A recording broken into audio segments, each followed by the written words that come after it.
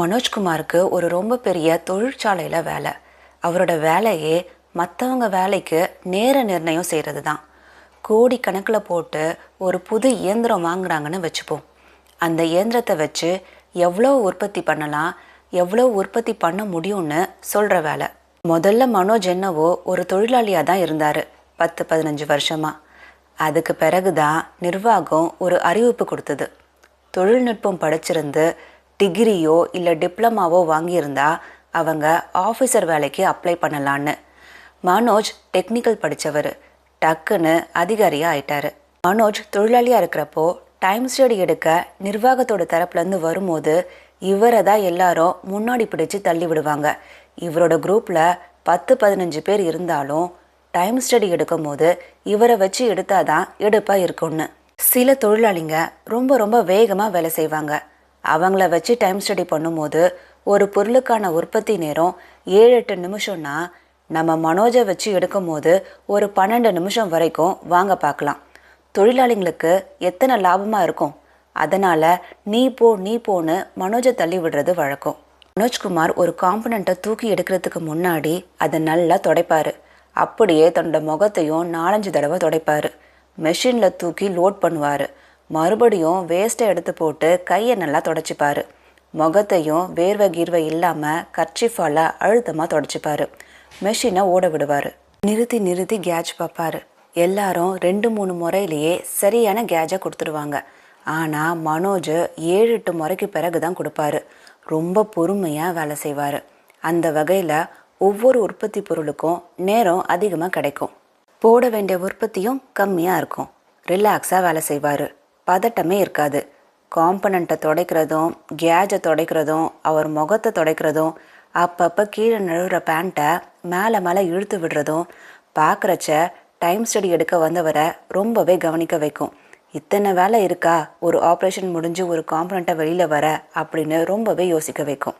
அதனால் கொஞ்சம் டைமை கூடுதலாகவே கொடுக்கலான்னு கொடுத்துடுவார். சரி பார்ப்போம், அடுத்த காம்பனண்ட்டை போடுங்க, அடுத்தடுத்து இன்னும் ஒரு 2-3ன்னு போட்டு காட்டுங்கன்னு போனால் அது நிர்வாகத்துக்கு தான் கேடு. இருக்க நேரம் இழுத்துக்கிட்டு போகுமே தவிர இழுத்து பிடிக்க முடியாது. சரி முடிச்சுக்கலான்னு நிர்வாகமே முடிச்சுக்கும். இதெல்லாம் நேற்று வரைக்கும் தான். இப்போது இவர் வீட்டுக்கு வந்துட்டாரு. ஆமாங்க, 58 வயசாயிடுச்சுன்னு வீட்டுக்கு அனுப்பிட்டாங்க. ரிட்டையர் ஆயிட்டாரு. 90 ஆனால் கூட தொலைன்னு துவண்டு போனால் கூட மந்திரியாக இருப்பாங்க. வேறு கமிஷனில் தலைவராக இருப்பாங்க. எப்படியோ சம்பாதிப்பாங்க. ஆனால் உழைக்கிற தொழிலாளர் வர்க்கத்துக்கு மட்டும் 58 ஆகக்கூடாது. முன்கூட்டியே ஆக போகுதுன்னு அல்வா கிண்டிக்கிட்டே இருப்பாங்க. முடிஞ்ச உடனே மூட்டையை கட்டிக்கொண்டு அனுப்பி வச்சிடுவாங்க. பாவம் மனோஜ் மூக்கால் அழுதுகிட்டே வீட்டுக்கு வந்தார். அவருக்கு வீட்டில் பொழுது போக மாட்டேங்குதுன்னு அடம் பிடிச்சிது. எதிரில் சுவத்தில் ஒரு கடிகாரம் ஓடிக்கிட்டு இருந்துச்சு. அதையே பார்த்துக்கிட்டு இருந்தார். அது சரியாக ஓடுதா தப்பாக ஓடுதான்னு செக் பண்ணி பார்க்கணுன்னு ஆசைப்பட்டார். தான் கையில் கட்டிக்கிட்டு இருந்த வாட்சை பார்த்தாரு. ஷெல்ஃபில் வச்சுருந்த ஒரு கடிகாரத்தையும் பார்த்தாரு. மாறி அதையும் இதையும் பார்த்தாரு. இதை அவரோட மனைவியும் பார்த்தா. என்ன மாற்றி கடிகாரங்களை பார்க்குறீங்க அப்படின்னு கேட்டா.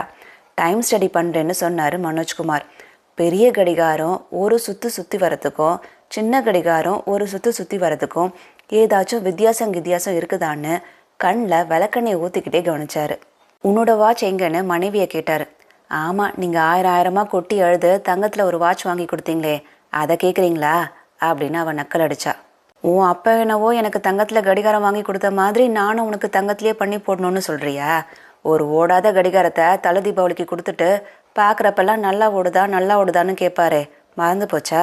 அது சரி, ஒரு முறை அவர் நல்லா ஓடுதான்னு கேட்டப்போ ஓடலைன்னு சொல்லி அதை நீங்கள் கழட்டி கொடுக்க அதை தூக்கிட்டு எங்கள் அப்பா அந்த வேகாத வெயிலில் கூட ஓட்டமாக ஓடினதையெல்லாம் எனக்கு மறக்கலைன்னு சட்டுன்னு இடிச்சா மனோஜோட மனைவி. சரி ஏதோ ஒரு வாட்ச் கட்டிக்கிட்டு அங்கிட்டும் இங்கிட்டும் போய்கிட்டு தானே இருக்க, அதை கொண்டா அப்படின்னு சொன்னார். அவளும் கொண்டு வந்து கொடுத்தா. இப்போது அதை வாங்கி வச்சுக்கிட்டு சுவர் கடிகாரத்தையும் ஷெல்ஃபில் இருந்த சின்ன கடிகாரத்தையும் மாற்றி பார்த்தாரு. அதுக்கு பிறகு அவர் கட்டியிருந்த வாட்சையும் பார்த்தாரு. மாற்றி நாளையும் பார்த்தாரு. அவத்தில் ஒரு பள்ளி, கொஞ்சம் தள்ளி ஒரு ஈ பள்ளியை ஆட்டம் காட்டிட்டு இருந்தது. பள்ளி ஈயை பிடிக்க போச்சு. ஈ தப்பி ஓடுச்சு. மறுபடியும் பள்ளி முயற்சி செய்கிறதும் ஈ தப்பி ஓடுறதும் மாறி நடந்துட்டு இருந்தது. ஒரு பள்ளி ஒரு ஈயை பிடிக்க எத்தனை நேரம் பிடிக்குதுன்னு டைம் ஸ்டடி செய்ய நினச்சாரு. தொழிற்சாலையில் டைம் ஸ்டடி பண்ணும்போது yes yes your time start now அப்படின்னு சொல்கிற மாதிரி பள்ளியை பார்த்து மனோஜ் கத்த அவரோட மனைவி என்னாச்சு ஏன் இப்படி கத்துறீங்கன்னு கேட்டா. மனோஜ் கை கடிகாரத்தையே பார்த்துக்கிட்டு இருக்க பள்ளி ஓடுறதும் ஈ தப்பி ஓடுறதுமா ரொம்ப நேரமாக ஓடிக்கிட்டே இருந்தது. பதுங்கி பதுங்கி எத்தனை தடவை பாஞ்சாலும் பள்ளியால் அந்த ஈயை பிடிக்கவே முடியலை. ஈ பள்ளிக்கிட்ட மாட்டவே இல்லை. மனோஜுக்கு வெறுத்து போச்சு.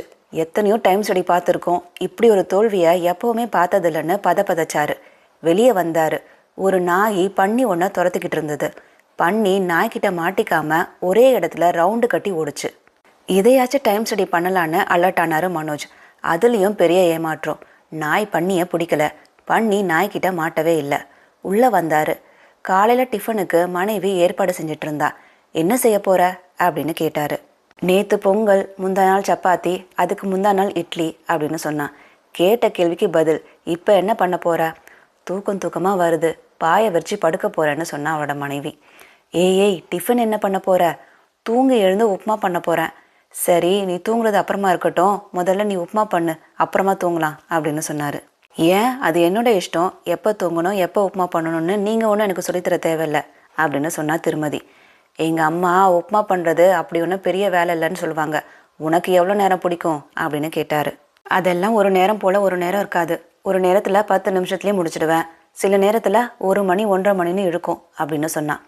என்ன நீ செய்கிறது உப்புமா, அதை எப்போ பண்ணாலும் ஒரு நேரம் தானே பிடிக்கும், அது எப்படி ஒவ்வொரு நேரத்துக்கு ஒவ்வொரு நேரம் ஆகும் அப்படின்னு கேட்டா மனோஜ். அது அப்படி தான் அப்படின்னு சொன்னா மனைவி. தூங்கலான்னு இருந்தேன், தொணன்னு பேசி என் மூடையை ஸ்பாயில் பண்ணியாச்சு அப்படின்னு உடனடியாக உப்புமா பண்ணுற வேலையில் மும்முரம் காட்டினா திருமதி மனோஜ். சரி, நீ உப்புமா பண்ணுறத டைம் ஸ்டடி பண்ண போகிறேன் அப்படின்னு ரெடியானா. Yes your time start now அப்படின்னு குரல் கொடுத்தான். அவள் வெங்காய கூடையை எடுத்தா. வெங்காயம் கம்மியாக இருந்தது. பின்பக்கம் போனான். வாத்தியார் அம்மா, வெங்காயம் இருந்தால் 2 கொடுங்க அப்படின்னு கேட்டா. வாத்தியார் அம்மாவோ அவளை இழுத்து வச்சுக்கிட்டு ஊர்க்கதையெல்லாம் சொல்லிட்டு கேஸ் சிலிண்டர் கிடைக்க ரொம்பவே லேட் ஆகுதுன்னு சொன்னாங்க. பூஜா வந்தாளா, காஜா கட்டினாலா, ராஜா வந்தானா, கூஜா தூக்குனானான்னு திருமதி மனோஜும் முக்கிய விஷயங்களை எல்லாம் அலசி ஆராய்ஞ்சிட்டு வெங்காயத்தோட வந்தா. வரும்போது வாத்தியார் ஐயா பார்த்துட்டாரு. சாரு ரிட்டையர் ஆயிட்டாரே, அவருக்கு எப்படி பொழுது போகுது, போர் அடிக்குதா அப்படின்னு கேட்டாரு. அந்த கூத்தை ஏன் கேட்குறீங்க, நீங்களே வந்து பாருங்களேன். கையில் வாட்சை கட்டிக்கிட்டு டைம் ஸ்டடி எடுக்க காத்துக்கிட்டு இருக்காரு, நான் உப்புமா பண்ண போகிறத அப்படின்னு சிரிச்சா. வீட்டில் பச்சை மிளகாய் சுத்தமாக இல்லை. எதிர் வீட்டுக்கு போனா. பச்சை மிளகாய் கலெக்ட் பண்ணுறதுக்குள்ள எதிர் வீட்டில் ஏற்கனவே கலெக்ட் பண்ணி வச்சுருந்ததை ஒரு தொடர்கதை போல் போட்டு காட்டினாங்க. அப்படியே கதைன்னு மிச்சத்தை வாட்ஸ்அப்பில் அனுப்பி விடுங்கன்னு பச்சை மிளகாயோட வந்தான். காப்பர் பாட்டம் கடாயை எடுத்தா. ஸ்டவ்வில் வச்சா. தீ அதிகமாக இருந்தது. குறைக்க பார்த்தா ஒன்று அதிகமாச்சு, இல்லாட்டி ரொம்பவே குறைவாச்சு. சிம்மில் வைக்க முடியாமல் ரொம்பவே சிரமப்பட்டா. அதுக்கே ஒரு 10 நிமிஷம் ஓடி போச்சு. சூடேற கடாய்க்கு நேரம் தேவைப்பட்டுச்சு. பிறகு எண்ணெயை எடுத்து ஊற்றுனா. கடுகை தேடி பிடிச்சி எடுத்து அள்ளி போட்டா. அது அவரை பார்த்து வெடிச்சது. வெட்டின வெங்காயத்தை போட்டா, பச்சை மிளகாயை போட்டா, இன்னும் போட வேண்டியதையெல்லாம் எடுத்து போட்டா. தண்ணி போட்டா, கூடவே உப்பு எடுத்து போட்டா. கொதிக்கட்டோன்னு தட்டை எடுத்து மூடி போட்டா. ரவா டப்பியை தேடினா. டப்பியில் ரவா கொஞ்சம் கூட இல்லை, சுத்தமாக இருந்தது டப்பா. நேத்திக்கு ரவா கேசரி பண்ணது அப்போதான் அவளுக்கு ஞாபகம் வந்துச்சு. பக்கத்து வீட்டுக்கு போனா. மாமி மாமின்னு குரல் கொடுத்துக்கிட்டே. மாமி சாமி கும்பிட்டுட்டு இருந்தாங்க. ரவா வேணும், கொடுத்துட்டு கண்டினியூ பண்ணுங்கன்னு சொன்னான். ரவாவோட வந்தா. எங்கள் அம்மா உப்புமா செஞ்சா பூ மாதிரி இருக்கும்னு சொல்லுவாங்க, நீ செஞ்சா எப்படி, உங்கள் அம்மா செஞ்சா எப்படி அப்படின்னு கேட்டான். நான் செஞ்சாலும் எங்கள் அம்மா செஞ்சாலும் அது மாதிரியாக தான் இருக்கும். இட்லி மாதிரி தான் இருக்கும், உப்புமா மாதிரி தான் இருக்கும் அப்படின்னு சொன்னான். அது எப்படி எங்கள் அம்மா செஞ்சால் மட்டும் அப்படின்னு சொன்னார். அது அப்படிதான் அப்படின்னு சொன்னா திருமதி மனோஜ். அது எப்படி எங்கள் அம்மா செஞ்சால் மட்டும் பூ மாதிரி அப்படின்னு சொல்லிட்டு கேட்டா மனோஜ். அவ்வளோதானே, இப்போ தான் ஞாபகம் வருது.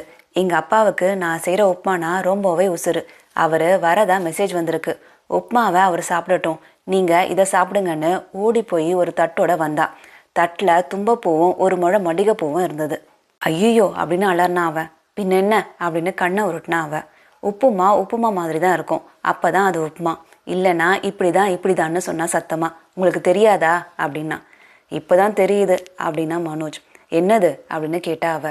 வீட்டில் இருக்கிறதுக்கும் கம்பெனியில் இருக்கிறதுக்கும் என்ன வித்தியாசம்னு தெரியுதுல்ல, போய் அப்படி உட்காருங்க, எல்லாம் ரெடியானதும் மணி அடிக்கிறேன் வாங்க அப்படின்னு சொன்னான். மனோஜ் கடிகாரத்தை பார்த்தான். 8:30 மணிக்கு ஸ்டார்ட் பண்ண, 9:45 ஆகுது. நீ உப்புமா பண்ண 1.25 மணி நேரம் பிடிக்குது.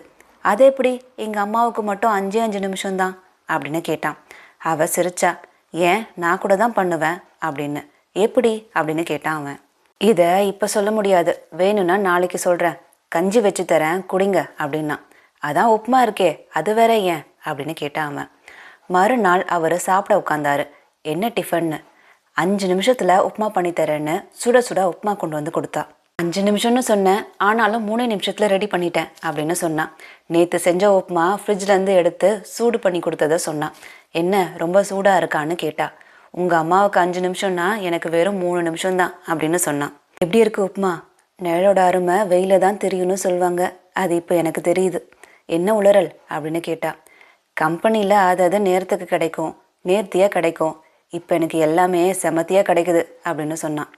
மற்றவங்களுக்கு நேரம் கொடுத்த எனக்கு இப்போ நேரம் சரியில்லை அப்படின்னு சொன்னான் மனோஜ். இனிமே டைம் ஸ்டடி அது இதுன்னு அலம்பல் பண்ணா அவ்வளவுதான் அப்படின்னு சொன்னா அவ. அன்புடன் கலவை சண்முகம். நான் இன்னைக்கு சொன்ன 3 நிமிடத்தில் உப்புமா அப்படிங்கிற கதை உங்களுக்கு பிடிச்சிருந்தா இந்த வீடியோவை லைக் பண்ணுங்க, ஷேர் பண்ணுங்க. இன்னும் இந்த மாதிரி நல்ல கதைகளை கேட்க இந்த சேனலுக்கு சப்ஸ்கிரைப் பண்ணுங்க. நான் மறுபடியும் உங்களுக்கு பிடிச்ச மாதிரி இன்னொரு கதையோட வரேன். அது வரைக்கும் நன்றி, வணக்கம்.